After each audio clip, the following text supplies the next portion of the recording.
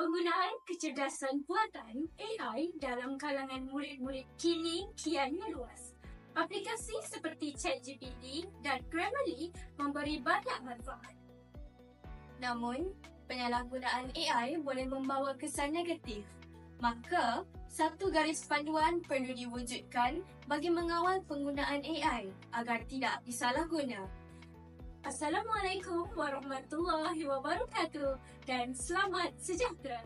Saya Nur Damia binti Abdul Latif dan saya Alia Maisara binti Muhammad Ikram Fadli. Kami merupakan pegawai eksekutif dari syarikat Mahkota & Co. Tujuan kami hari ini adalah untuk membentangkan satu cadangan penting yang memainkan peranan dalam masa depan murid-murid di Malaysia, iaitu Garis Panduan Penggunaan Kecerdasan Buatan dalam kalangan murid sekolah. Sidang hadirin yang dihormati, berikut antara kepentingan garis panduan ini. Pertama, mengelakkan kesalahan fakta.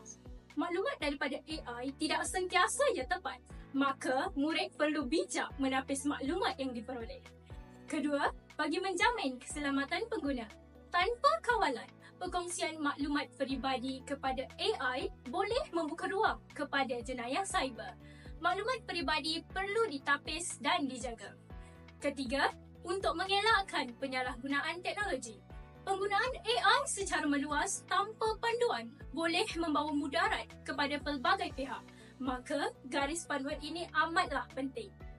Hadirin sekalian, berikut garis panduan yang perlu dipatuhi oleh murid. Pertama, gunakan AI sebagai sumber rujukan sahaja.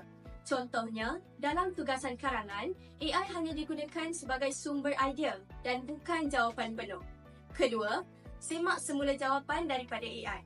Pastikan jawapan disemak menggunakan sumber lain seperti buku teks dan buku rujukan. Ketiga, elakkan berkongsi maklumat peribadi. Jangan type nama penuh, nombor kad pengenalan atau alamat ketika menggunakan AI. Akhir sekali, ikut arahan guru dan sekolah. Murid wajib patuh pada arahan pihak sekolah bagi mengawal penggunaan AI.